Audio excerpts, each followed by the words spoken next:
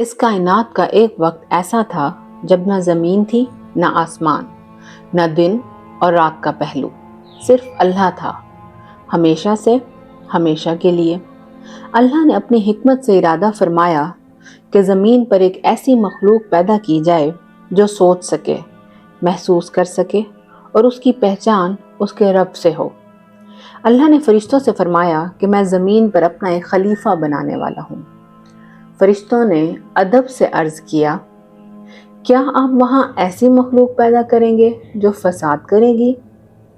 تو اللہ نے فرمایا، میں وہ جانتا ہوں جو تم نہیں جانتے۔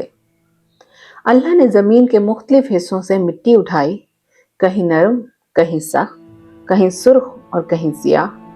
اس مٹی سے اللہ نے ایک انسانی جسم بنایا۔ یہ جسم خوبصورت تھا، متناسب تھا، مگر ابھی بے جان تھا۔ جب اللہ نے اپنی روح اس میں پھونکی تو پہلی دفعہ انسان نے سانس لی۔ یہ حضرت آدم علیہ السلام تھے، پہلے نبی، پہلے انسان۔ جب انہوں نے آنکھ کھولی اور ہوش میں آئے تو ان کی زبان سے پہلا لفظ نکلا، الحمدللہ۔ اللہ نے فرمایا، تم پر میری رحمت ہو۔ اللہ نے آدم علیہ السلام کو صرف جسم ہی نہیں دیا بلکہ علم کا تحفہ بھی عطا فرمایا۔ انہیں چیزوں کے نام سکھائے، انہیں سوچ اور سمجھ دی۔ پھر اللہ نے فرشتوں کے سامنے آدم علیہ السلام کو کھڑا کیا اور فرمایا کہ اگر تم سچے ہو تو ان چیزوں کے نام بتاؤ۔ فرشتے کہہ اٹھے، یا اللہ، ہمیں صرف اتنا علم ہے جتنا تو نے ہمیں سکھایا۔ جب آدم علیہ السلام نے تمام چیزوں کا نام بتا دیا تو یہ سب ثابت ہو گئے کہ انسان کو علم کی وجہ سے فضیلت دی گئی۔ پھر اللہ نے فرشتوں اور ابلیس کو حکم دیا کہ آدم علیہ السلام کو سجدہ کریں۔ یہ سجدہ عبادت کا نہیں تھا بلکہ عزت اور فرما برداری کا سجدہ تھا۔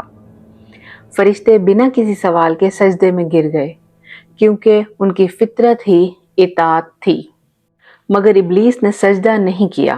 اس نے خاموشی سے انکار بھی نہیں کیا بلکہ اپنی سوچ کو حق سمجھ کر بیان کیا۔ اس نے کہا کہ میں آگ سے بنا ہوں اور آدم مٹی سے، اسی لیے میں بہتر ہوں۔ یہ پہلا لمحہ تھا جب غرور نے اطاعت پر غلبہ پا لیا۔ ابلیس نے اللہ کے حکم کو رد نہیں کیا بلکہ اپنی عقل کو اللہ کے حکم سے اوپر رکھ دیا۔ اسی غرور نے اسے اللہ کی رحمت سے دور کر دیا۔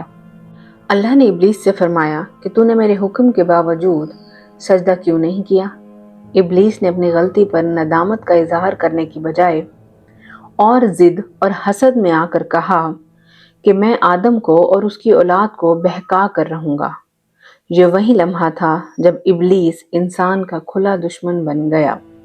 حضرت آدم علیہ السلام جنت میں تھے، لیکن اللہ کی حکمت یہ تھی کہ انسان تنہا نہ رہے۔ اللہ نے آدم علیہ السلام کے لیے ایک ہم سفر پیدا کیا، حضرت حوا علیہ السلام۔ حوا علیہ السلام کو آدم علیہ السلام ہی سے پیدا کیا گیا تاکہ دونوں کے درمیان محبت، رحمت اور قریبی رشتہ ہو۔ جب آدم علیہ السلام نے حوا علیہ السلام کو دیکھا تو ان کے دل میں اجنبیت نہیں بلکہ اپنا پن تھا۔ حضرت آدم علیہ السلام اور ان کی بیوی حوا علیہ السلام کو اللہ نے جنت میں رہنے کی اجازت دی۔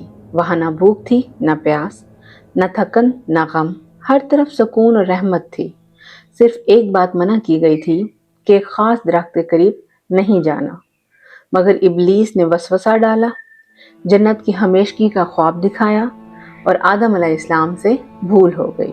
جب انہیں اپنی غلطی کا احساس ہوا تو انہوں نے کوئی بہانہ نہیں بنایا بلکہ ان کی آنکھوں سے آنسو بہہ نکلے اور انہوں نے دل سے توبہ کی، اے ہمارے رب، ہم نے اپنی جانوں پر ظلم کیا۔